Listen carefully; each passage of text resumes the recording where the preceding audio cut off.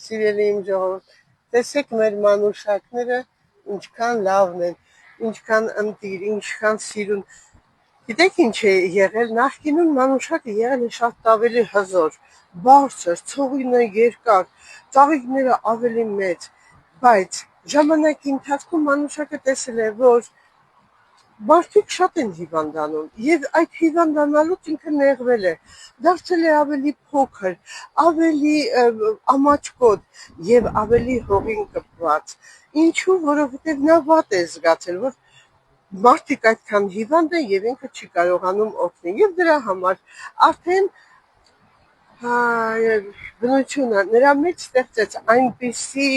հնարավորություն մարդկանց բուժելու, որ այն իր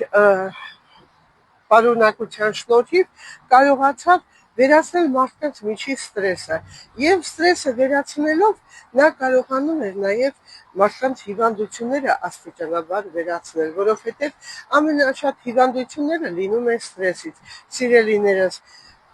մանուշակը ինչպես պետք է օգտագործել, հենց այդպես իր բույսը քաղում ենք ընդամենը մի քանի հատ ճյուղ եւ լցնում 250 գրամ ջրի մեջ, երման թողնում 20 րոպե եւ խմում։ Կարող եք մեղրով, կարող եք առանց մեղրի, եթե շաքարային դիաբետ եք առանց մեղրի, իսկ եթե համի համար, որպեսզի ձեզ ավելի հաճելի լինի, ուրեմն մեղրով։ Սիրելիներս, այն հրաշալի է, այն կարգավորում է ձեր նервային համակարգը, կարգավորում է աղեստամոքսային տրակտը, նաև այն կարգավորում է ձեր քունը։ Եթե ստրես կա, ձեր ամբողջ հիվանդությունները գլուխ կբարձրացնեն